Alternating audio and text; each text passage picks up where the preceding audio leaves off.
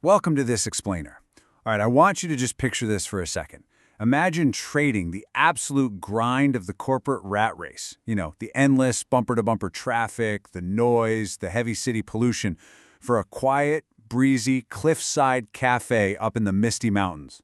I mean, it sounds like something straight out of a movie script, right? But today, we're not just daydreaming. We are going to look at the hard data and the actual, real-life roadmap of someone who made this exact dream happen.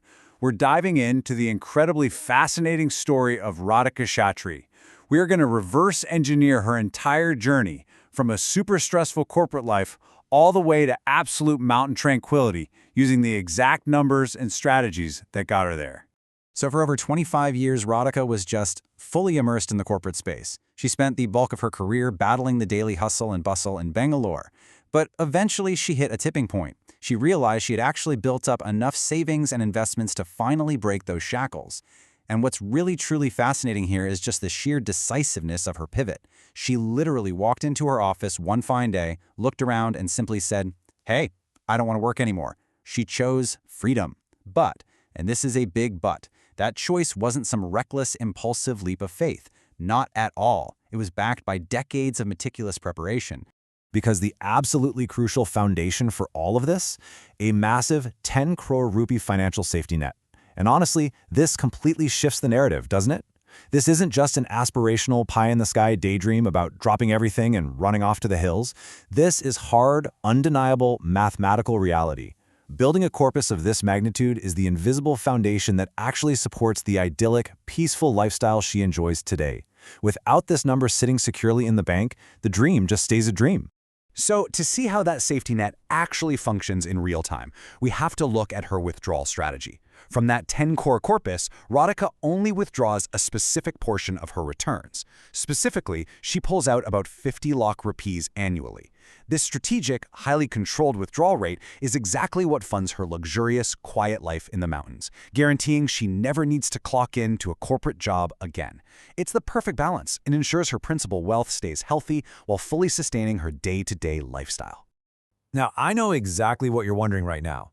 How do you actually spend that money when you're financially independent?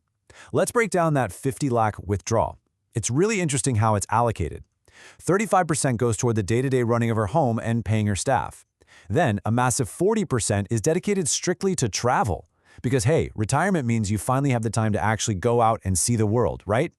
And the remaining 25% goes to charity, with a little bit getting reinvested back into her portfolio. This gives us a perfect, real-world blueprint of what a fully funded, free life actually looks like on a spreadsheet. Let's talk about the wealth-building strategy, because obviously you don't just wake up one morning with a 10 crore corpus. We need to rewind to the very beginning of Radhika's journey. And as we go through her strategy, I really want you to reflect on your own financial path. Ask yourself, how are you building your wealth strategy right now to fund your ultimate lifestyle goals? You see, Radhika definitely wasn't born into instant wealth. She started working early, around age 20 or 21, and her starting salary was just 1,000 rupees a month. Over the years, she transitioned into sales at Get It Yellow Pages, and then eventually moved to Resort Condominiums International, or RCI. By the time she finally quit the corporate world, her total compensation had peaked at over 2 crores, heavily bolstered by company stock options, or ESOPs. This just proves that building massive wealth isn't an overnight thing. It requires real career progression, long-term commitment, and most importantly, leveraging equity in the companies you're helping to build.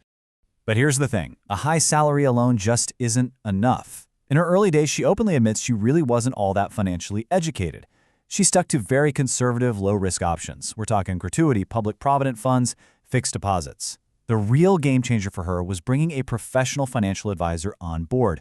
This was huge. It allowed her to actually understand the market and take calculated higher risks, eventually moving to an aggressive 70-30 split between equity and debt. And then, as she grew older, she wisely adapted again, adding real estate to her portfolio and essentially flipping that ratio to a much safer 30-70 split. If you take away just one investing lesson from this entire explainer, please let it be Radhika's golden rule. She says, "I have not withdrawn from the market when the market is low." She explicitly credits her current comfort and financial security to that one habit: consistency. The secret to letting the inevitable market ups compensate for the drastic downs is simply staying the course. When the market dips, and it will, you don't panic and you absolutely do not withdraw. You stay in the market regardless of what the headlines are screaming. So, by 2016, this wealth strategy had completely done its job. Radhika decided it was finally time to move, lock, stock, and barrel, out of Bangalore. The city's traffic was getting unbelievably crazy, the pollution was off the charts, and deep down, she knew she was, at heart, a mountain person. It was time to find her true sanctuary. Now, her location scouting process was highly intentional. Being born and brought up in Dehradun, she naturally looked there first. But she had to cross it right off her list. Why? Because as the capital of Uttarakhand, it was rapidly developing. It was basically turning into a mini Bangalore, and she absolutely refused to walk that path again. So she explored Coorg, Yercaud, Kodaikanal, basically looking for somewhere that was still quiet and undeveloped.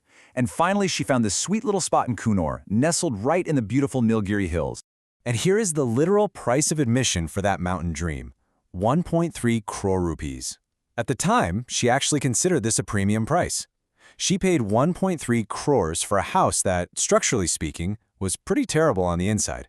But the outside was so extraordinarily beautiful and perfectly positioned on a cliff that in her head, the house was instantly hers, no question about it. When evaluating that property, she leaned really heavily on her years of experience in the resort industry. She established some strict, non-negotiable rules for mountain real estate. First up, an uninterrupted view that will last a lifetime. Because, as she puts it, you can always change the inside of a house, but you cannot change the outside. Second, it absolutely must be off the main road so you actually get that peace and quiet. And third, and this is critical, easy daily access. Sure, it sounds super romantic to live on an isolated peak as a tourist, but if you have to hike up and down a steep hill every single day or ask your staff to do it, it quickly becomes an absolute nightmare. Once she secured that perfect cliffside location, she spent about 25 lakh rupees renovating it. She carved out those funds specifically to fix up the interior, but she very intentionally saved money for the outside too. Cultivating a lush, entirely private backyard garden very quickly became her absolute favorite project. Which leads us to her next big venture, building a destination cafe. You see, when you move from a highly busy, go corporate life to a profoundly quiet place, you can't just sit still all day. You still want to do something. You have to find a meaningful project to keep yourself engaged, active, and out of bed in the morning. For Radhika, that passion project was building a cafe right there in her newly designed backyard. Creating this destination, which she appropriately named Cafe DM, required an investment of about 35 to 40 lakh rupees. She designed this fabulous viewing deck that perfectly overlooked the stunning Nilgiri Mountains. But she also smartly built a closed-in space to protect her guests from the biting cold and those heavy, unpredictable mountain rains, neatly tucking the kitchen right beneath the deck. Now, this just goes to prove that even dream projects are seriously hard work. Remember, Radhika wasn't from the food business at all. By the time she opened the doors in October 2016, she had to overcome massive hurdles. She had no architect, so she had to visualize the entire thing in her head. She had to navigate local, small-town bureaucracy to secure commercial licenses and electrical clearances, literally learning every single step from scratch. So she started incredibly small. The cafe opened with a menu serving just 12 covers, literally just 12 seats, letting pure word of mouth in the tiny town of Coonoor do all the heavy lifting for marketing. Which really brings us to the core thesis of Radhika's entire story. Scaling mountains, crossing seas, or opening a cliffside cafe. These things shouldn't just remain dreams. As she perfectly puts it, if you strategize, do your financial planning at a younger age, and get your money to work harder for you through the right financial instruments, you truly can live the life you've always wanted. It takes time, it takes incredible patience, and it takes smart investing. So, I want to leave you with this final, provocative thought to turn the mirror right back on you. What is your mountain? Seriously, what is that ultimate destination, that exact lifestyle you are currently dreaming of? And more importantly, looking at your bank accounts today, is your money working hard enough right now to actually get you there? Take a page out of Radhika's book. Start planning the math behind your dream today. I'll see you all in the next explainer.